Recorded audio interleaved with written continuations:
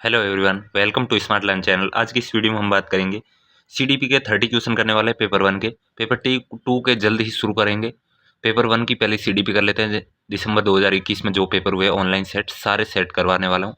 लगातार सीरीज आ रही है। आपके पिछले वीडियो नहीं देखे तो प्ले लिस्ट बनी हुई है, वहाँ जाके देख लें। आज का पहला क्वेश्चन देखते हैं। विकासात्मक परिवर्तन क्या है? विकासात्मक परिवर्तन किसे कहते हैं? सभी संस्कृतियों के बच्चों में सार्वभौमिक गति से होते हैं, या मध्य बाल्यकाल तब बहुत तेजी से होते हैं, या फिर रुक जाते हैं। हमेशा एक रेखीय तरीके से होते हैं, एक आयामी होते हैं। आगे 4 नंबर ऑप्शन, ये वंशानुगत कारकों और पर्यावरणीय प्रभावों की प्रक्रिया है। तो इसका राइट आंसर हो जाएगा वंशानुगत कारकों और पर्यावरणीय प्रभावों की प्रक्रिया से होता है विकासात्मक परिवर्तन। आगे देखते हैं सेकंड क्वेश्चन। स्थूल गत्यात्मक चालन कौशल का उदाहरण और खल जगह, जबकि खल जगह में सूक्ष्म गत्यात्मक कौशल की आवश्यकता है। देखो, स्थूल गत्यात्मक कौशल में बड़ी मसल्स का यूज होगा, सूक्ष्म गत्यात्मक कौशल में छोटी छोटी मसल्स का यूज होगा। तो भागना में बड़ी मसल यूज हो रही है, चित्र बनाने में छोटी। तो इसका पहला ही आंसर राइट हो रहेगा। आगे देख लो, निचोड़ना ये तो सूक्ष्म गत्यात्मक कौशल का हो गया, चलना ये स्थूल का हो गया, उल्टा है। पकड़ना और चढ़ने ये तो दोनों ही स्थूल। आड़ी तिरछी रेखा बनाना, ताली बजाना, इसमें सूक्ष्म हो गए दोनों में। तो 1 नंबर ऑप्शन राइट हो जाएगा, भागना और चित्र बनाना। आगे देखते हैं तीसरा क्वेश्चन। इनमें से कौन सी बच्ची मध्य बाल्यावस्था में होगी? एक बच्ची जिसने अभी सामाजिक संदर्भ में नकल करना शुरू कर किया है। दूसरा ऑप्शन, एक बच्ची जो अमूर्त विचारों को आसानी से पालन कर सकती है। 3 नंबर ऑप्शन, एक बच्ची जो सकारात्मक खेलों में शामिल नहीं हो सकती। 4 नंबर ऑप्शन, एक बच्ची जो तार्किक रूप से तर्क करती है और संरक्षण कर पाती है। तो इसका राइट आंसर हो जाएगा एक बच्ची जो तार्किक रूप से तर्क कर सकती है, वह संरक्षण कर पाती है, यह मध्य बाल्यावस्था में होगा। आगे देखते हैं 4 नंबर क्वेश्चन। अभिकथन दे रखा है। ए, सर्वप्रथम अपने परिवार में व्यवहार के तरीके सीखते हैं और मूल्यों और जीवन के मानदंडों को जानते हैं। बिल्कुल बच्चे। कारण दे रखा है, परिवार समाजगण की एक द्वितीयक अभिकारक है, यानी द्वितीयक संस्था है। तो 2 नंबर कारण गलत दे रखा है, ए ऑप्शन सही है। तो ए सही, आर गलत। 3 नंबर ऑप्शन राइट हो जाएगा, परिवार हमेशा प्राथमिक कारक होता है। तो 3 नंबर ऑप्शन राइट हो जाएगा। आगे देखते हैं 5 नंबर क्वेश्चन। निम्न में से कौन सा युग्म सही मिलान है? शैशव अवस्था में बच्चा तर्क करना लागू करता है और अनुमान लगाने में सक्षम होता है? नहीं। पूर्व संक्रियात्मक अवस्था में बच्चा निगमनात्मक तार्किक सोच प्रारंभ कर हो जाती है? नहीं। मूर्त संक्रियात्मक अवस्था में बच्चे वर्गीकरण संरक्षण कर पाता है। अमूर्त संक्रियात्मक अवस्था में बच्चे अनुकरण की शुरुआत कल्पना खेल करना शुरू करता है। तो इसका राइट आंसर हो जाएगा मूर्त संक्रियात्मक अवस्था में बच्चा वर्गीकरण करना, अलग अलग चीज़ों का संरक्षण करना, ये इसमें गुण होता है। 3 नंबर ऑप्शन राइट हो जाएगा। ये पियाजे के अनुसार बताया गया है। आगे 6 नंबर क्वेश्चन देखते हैं। पियाजे के संज्ञानात्मक विकास के सिद्धांत के अनुसार स्वयं और पर्यावरण के बीच संतुलन की खोज की प्रक्रिया क्या कहलाती है? साम्यीकरण, संगठन, समावेशन, समायोजन। तो इसे साम्यीकरण कहते हैं, साम्यीकरण। आगे देखते हैं 7 नंबर क्वेश्चन। निम्नलिखित में से कौन सा कथन लेव वाइगोस्की के बच्चों के बारे में विचार को सही प्रकार से दर्शाता है? पहला ऑप्शन, वाइगोस्की ने सुझाव दिया कि बच्चे बहुत सी क्षमताएं होती हैं जो जिन्हें वे कार्य शामिल हैं, जिन्हें बच्चे सहायता से कर सकते हैं। बिल्कुल। वाइगोस्की ने एक बच्चे को एक कोरा कागज के रूप में कहा? बिल्कुल नहीं कहा। वाइगोस्की ने प्रस्तावित किया कि बच्चों को वयस्कों की तुलना में मात्रात्मक रूप से कम सोचते हैं? नहीं। वाइगोस्की ने बच्चों की क्षमताओं को बहुत कम आंका? बिल्कुल कम नहीं आंका। तो 1 नंबर ऑप्शन राइट हो जाएगा। वाइगोस्की के अनुसार बच्चों में बहुत सी क्षमताएं होती हैं जिनमें वे कार्य शामिल हैं, जिन्हें बच्चे सहायता से कर सकते हैं। आगे देखते हैं 8 नंबर क्वेश्चन। एक शिक्षिका किस संरचना का इस्तेमाल करती हैं जब वह एक बच्ची की जिगसा पहेली बनाने में मदद करती है और इशारे और संकेत से स्वतंत्र खोज को? एक पार्ट स्कैफोल्डिंग किसने किया? वाइगोस्की ने दिया। उद्दीपन या अनुकरण यानी पीछे पीछे दोहराना। तो इसका राइट आंसर हो जाएगा 2 नंबर ऑप्शन, पार्ट स्कैफोल्डिंग देना, इशारे, संकेत देना, निर्देश देना, स्कैफोल्डिंग में आ जाता है। आगे देखते हैं 9 नंबर क्वेश्चन। अभिकथन दे रखा है। एक बाल केंद्रित कक्षा व्यक्तिवादी होती है और कठोर संरचित पाठ्यक्रम का अनुसरण करती है? बिल्कुल नहीं। कठोर संरचित पाठ्यक्रम नहीं होता है। आर कारण क्या दे रखा है? एक बच्चा सबसे अच्छा तब सीखता है जब शिक्षक तानाशाह और नियंत्रक हो? बिल्कुल नहीं। बच्चा सक्रिय होगा तब सीखेगा। शिक्षक तानाशाह है तो उसे बोलने का मौका भी नहीं मिल रहा है, तो वो कैसे सीखेगा? दोनों ही गलत। तो कौन से ऑप्शन में हो जाएंगे? 4 नंबर ऑप्शन में ए और आर दोनों गलत है। आगे देखते हैं 10 नंबर क्वेश्चन। निम्नलिखित में से क्या एक प्रगतिशील कक्षा की विशेषता। इनमें से प्रगतिशील कक्षा की कौन सी विशेषता है वो बतानी है।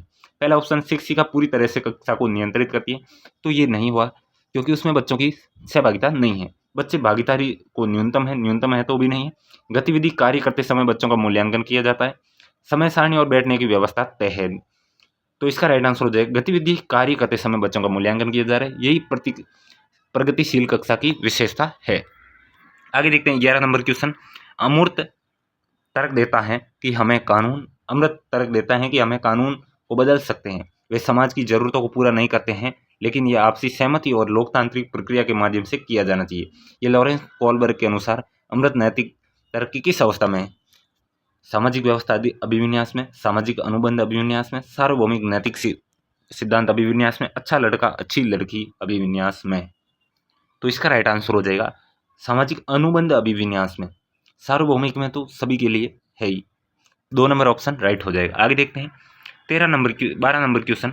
11 नंबर का राइट ऑप्शन हो जाएगा आपका 2 नंबर ऑप्शन। आगे देखते हैं 12 नंबर क्वेश्चन। हार्वर्ड गार्डनर के सिद्धांत में खाली जगह बुद्धि के व्यक्तियों को अपनी पहचान, मानव अस्तित्व, जीवन के अर्थ के बारे में संवेदनशीलता होती है। प्रकृतिवादी प्रकृति के बारे में होगी, भाषाई में भाषा के बारे में, अंतर्व्यक्ति और अंतर्व्यक्ति, इसमें अंतर देखते हैं।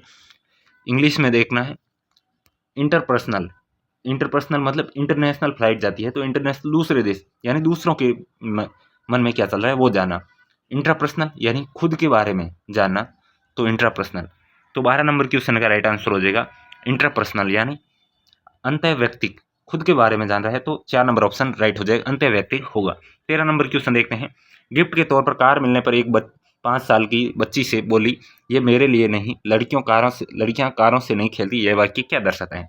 जेंडर भूमिका को लचीलापन, फ्लेक्सिबल नहीं, जेंडर प्रासंगिकता नहीं, जेंडर रूढ़िवादिता, जेंडर स्थिरता। तो 3 नंबर ऑप्शन राइट हो जाएगा, जेंडर रूढ़िवादिता दर्शाती है कि लड़कियां कारों से नहीं खेलती। 14 नंबर क्वेश्चन देखते हैं। कक्षा में संस्कृति और भाषाई भिन्नताओं को ध्यान में रखते हुए कौन सी नीति प्रभावी होगी? मानकीकृत और कठोर पाठ्यचर्या का पालन करना, प्रत्यक्ष निर्देशों का तरीका उपयोग, कक्षा में प्रतिस्पर्धा की भावना को बढ़ावा, विभिन्नताओं के अभाव के रूप में न देखना। तो इसका राइट आंसर हो जाएगा विभिन्नता को अभाव के रूप में नहीं देखना। ये संस्कृति और भाषाई भिन्नताओं को ध्यान में रखते हुए प्रभावी नीति है। आगे देखते हैं 15 नंबर क्वेश्चन। राष्ट्रीय शिक्षा नीति 2020 प्रस्तावित करती है कि मूल्यांकन शैक्षिक वर्ष में एक बार ली जाने वाली औपचारिक परीक्षाओं के माध्यम से किया जाना चाहिए? नहीं। एक निश्चित अवधि में बच्चे की प्रगति का पता लगाने के लिए महत्वपूर्ण है। सभी शैक्षिक गतिविधियों पर केंद्र होना चाहिए।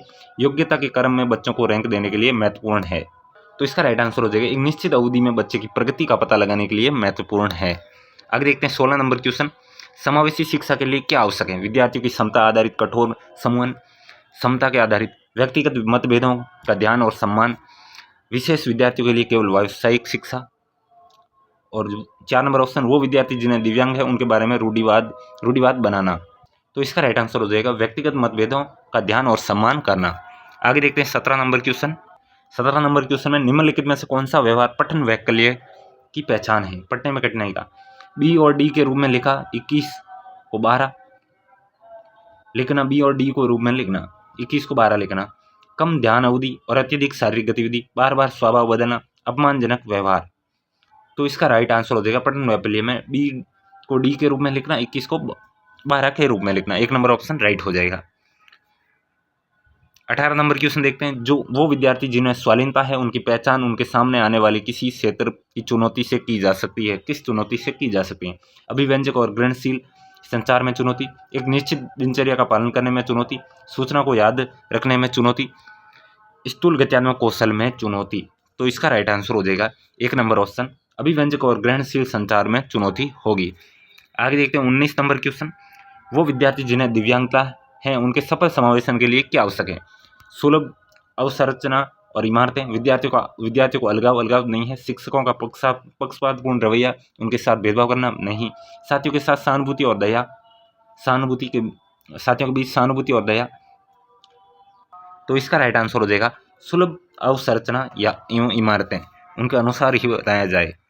आगे देखते हैं 20 नंबर क्वेश्चन। निम्नलिखित में से कौन सा अभ्यास विविध अधिगम प्राथमिकता वाले विद्यार्थी को शामिल करने में सहायता करेगा? कार्य की प्रासंगिकता, मूल्य और प्रामाणिकता को कम करना, आसपास के खतरों और विकिरणों को कम करना, उपकरणों और सहायक तकनीकों तक पहुंच कम करना, विद्यार्थी को व्यक्तिगत पसंद स्वायत्ता को प्रतिबंधित करना, रोकना। तो इसका राइट आंसर हो जाएगा आसपास के खतरों और विकिरणों को कम करना। अभ्यास और विविध प्राथमिक वाले विद्यार्थी को शामिल करने में सहायक होगा। आगे देखते हैं 21 नंबर क्वेश्चन। किस सिद्धांत पर आधारित कक्षा कक्ष में विद्यार्थी स्वयं पहल करके व चर्चा में सक्रिय भागीदारी करते हुए सीखते हैं? व्यवहारवादी में चर्चा करके सीखते हैं या अनुकरण करके सीखना, सामाजिक संरचनावादी, प्रतिपादक शिक्षण। तो इसका राइट आंसर हो जाएगा सामाजिक संरचनावादी कक्षा में आपस में चर्चा करके वो सीखते हैं बच्चे। 22 नंबर क्वेश्चन देखते हैं। सार्थक अधिगम क्या है? जिस अधिगम अर्थपूर्ण अधिगम मुख्य रूप से ज्ञान को ज्यों का त्यों उत्पन्न करना यानी रटवाना। तब होता है सार्थक अधिगम तब होता है जब विषय वस्तु को गैर संदर्भित पढ़ाया जाए या किया जाए तो बिल्कुल गलत है। या तब होता है जब सक्रिय रूप से विद्यार्थी को अधिगम को नियंत्रित करते हैं। या सार्थक अधिगम में विश्लेषण, समालोचनात्मक सोच, समस्या समाधान की प्रक्रिया भी शामिल होती है। तो 4 नंबर ऑप्शन राइट हो जाएगा। विश्लेषण भी शामिल होता है, समालोचनात्मक सोच, समस्या समाधान की प्रक्रिया भी शामिल होती हैं सार्थक अधिगम में। आगे देखते हैं 23 नंबर क्वेश्चन। राष्ट्रीय शिक्षा नीति 2020 में निम्नलिखित में से किस पर वकालत नहीं की?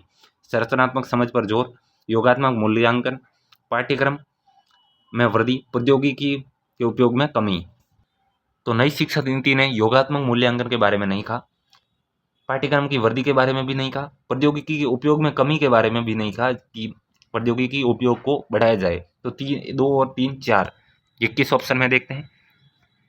4 नंबर ऑप्शन में 4 नंबर ऑप्शन राइट हो जाएगा। आगे देखते हैं 24 नंबर क्वेश्चन। निम्नलिखित में से कौन सा युग्म प्रतिक्रिया और लक्ष्य अभिविन्यास का सही मिलाप है? सही मिलान चेक करना है। किसी विशेष रुचि के क्षेत्र में क्षमता के सुधार के लिए कार्यपत्र करना यानी महारत हासिल करने की दिशा उन्मुख लक्ष्य, नकद पुरस्कार जीतने के लिए परीक्षा की तैयारी करना, परिहार उन्मुख लक्ष्य, कक्षा में प्रथम स्थान प्राप्त करने के लिए किसी विषय की आंतरिक कक्षाएं लेना, परिहार उन्मुख निपुणता लक्ष्य, दूसरों से पिछड़ प्रदर्शन न करने के लिए कड़ी मेहनत, प्रदर्शन की दिशा के उन्मुख लक्ष्य। तो इसके सही मिलान है किसी विशेष रुचि के क्षेत्र में क्षमता के सुधार के लिए कार्यपत्र कार्य करना, महारत हासिल करने की दिशा में उन्मुख लक्ष्य है। तो 1 नंबर ऑप्शन हो गया। आप किसी में महारत हासिल करने के लिए अपने आप की आंतरिक प्रेरणा से काम करते हो, ये इसी के बारे में कहा गया है। 1 नंबर ऑप्शन राइट हो जाएगा। आगे देखते हैं 25 नंबर क्वेश्चन। विद्यार्थियों के अधिगम को सुसाध्य करने के लिए एक शिक्षिका को निम्नलिखित में से किस पर ध्यान देना चाहिए? परीक्षाओं के प्रति भय पैदा करना, रटकर याद करना कि सभी बच्चों को कह दे ये रटकर याद कर लो, निष्क्रिय सुनने पर बल देना कि आप सुनते रहो मैं लेक्चर देती रहूं, बच्चों के पूर्व ज्ञान को से संबंध जोड़ना। तो इसका राइट आंसर हो जाएगा बच्चों के पहले के जो ज्ञान है उसके अंदर नया ज्ञान जोड़ना और संबंध जोड़ना नए ज्ञान का। तो 4 नंबर ऑप्शन हो जाएगा राइट। आगे 26 नंबर क्वेश्चन देखते हैं। निम्नलिखित में से कौन सा विद्यार्थियों द्वारा निर्मित भ्रांतियों से निपटने के लिए एक रचनात्मक दृष्टिकोण है? रटने और याद करने के लिए बहुत सारी विषय वस्तु देना नहीं, ये तो गलत है। रटवाना तो है ही नहीं, सीटेट का पेपर देना है तो ऐसी परिस्थितियां बनाना जहां गलत धारणाएं व्यक्त करने का प्रतिबंधित हो। गलत नहीं करेगा तो सीखेगा कैसे? त्रुटियां बहुत जरूरी है। भ्रांतियां को प्रत्युत्तर हेतु प्रयोग, अवलोकन के अवसर देना बहुत अच्छी बात है। प्रत्युत्तर के लिए, अवलोकन करने के लिए विद्यार्थियों की पूरे मान्यता और वैकल्पिक अवधारणाओं को अनदेखा करना, अनदेखा तो करना ही नहीं है। तो 3 नंबर ऑप्शन राइट हो जाएगा। भ्रांतियों के प्रत्युत्तर हेतु प्रयोग व अवलोकन के अवसर देना। आगे देखते हैं 27 नंबर क्वेश्चन। निम्नलिखित में से क्या विद्यार्थियों के बीच किसी कार्य की संरचनात्मक समझ को सुसाध्य करने में सहायक है? प्रतियोगिता, चर्चा और संवाद, वेदन और अभ्यास या दंड। इसका राइट आंसर हो जाएगा संरचनात्मक समझ को सुसाध्य करने के लिए चर्चा और संवाद सहायक है। आगे देखते हैं 2 नंबर ऑप्शन राइट हो जाएगा। 28 नंबर क्वेश्चन देखते हैं। प्रभावी अधिगम हेतु एक शिक्षिका को विद्यार्थियों में खलजका को सक्रिय करना चाहिए। समता को स्थायी मानने की धारणा, समता में वृद्धिशील होने की धारणा, प्रतिस्पर्धा की भावना या हीन भावना। तो इसका राइट आंसर हो जाएगा समता के वृद्धिशील होने की भावना को की धारणा को सक्रिय करना चाहिए। आगे देखते हैं 2 नंबर ऑप्शन राइट हो जाएगा। 29 नंबर क्वेश्चन। निम्नलिखित में से कौन सा बाह्य प्रेरणा का उदाहरण नहीं है? यानी आंतरिक प्रेरणा का उदाहरण है। दंड से बचने के लिए गृह कार्य करना कि बाह्य प्रेरणा, ज्ञान प्राप्त करने के लिए वाद विवाद समूह में शामिल होना, प्रतियोगिता जीतने के लिए शतरंज सीखना, साथियों को प्रभावित करने के लिए नृत्य में भाग लेना। तो इसका राइट आंसर हो जाएगा 2 नंबर ऑप्शन, ज्ञान प्राप्त करने के लिए वाद विवाद समूह में शामिल होना। अगर यहाँ भी होता कि पुरस्कार प्राप्त करने के लिए वाद विवाद समूह में शामिल होता तो ये भी बाह्य हो जाता। तो 2 नंबर अभी ऑप्शन राइट है, बाकी बाह्य प्रेरणा के उदाहरण है। आगे देखते हैं लास्ट क्वेश्चन आज का। खाली जगह के इस्तेमाल से विद्यार्थियों की उपलब्धि खाली जगह में होने की संभावना है। प्रासंगिक पाठ्यक्रम या कमी, शिक्षा केंद्रित शिक्षा शास्त्र और उपलब्धि में कमी होने की संभावना, सामाजिक सहयोग के इस्तेमाल से विद्यार्थियों की उपलब्धि में वृद्धि होने की संभावना, सामाजिक बहिष्कार से इस्तेमाल से विद्यार्थियों की उपलब्धि में सुधार होने की संभावना। तो इसका राइट आंसर ये हो जाएगा सामाजिक सहयोग से। आगे ऐसे देखना, पहले में पहली खाली जगह फिलअप करना, सेकंड में सेकंड। सामाजिक सहयोग के इस्तेमाल से विद्यार्थियों की उपलब्धि में वृद्धि होने की संभावना है। तो 3 नंबर ऑप्शन राइट हो जाएगा। ये थे आपके 30 क्वेश्चन पेपर 1 के। वीडियो पसंद आया तो स्मार्ट लर्न चैनल को सब्सक्राइब करें। यह पेपर चाहिए पूरा विथ आंसर की तो टेलीग्राम चैनल ज्वाइन कर लेना, वहाँ पे मिल जाएगा। टेलीग्राम चैनल का लिंक डिस्क्रिप्शन में है। सारे वीडियो PDF वाइज आ रहे हैं। जिस दिन एग्जाम हुआ उसकी सीरीज चल रही है, तो आपने वो वीडियो नहीं देखे टेलीग्राम चैनल पे मिल जाएंगे इसके लिंक, या इसके डिस्क्रिप्शन में प्लेलिस्ट का लिंक दे दूंगा, वहाँ जाके वो सारे वीडियो देख लेना। सीटेट जुलाई 2024 में बहुत ही काम आने वाले हैं पेपर 1 और पेपर 2 के लिए भी।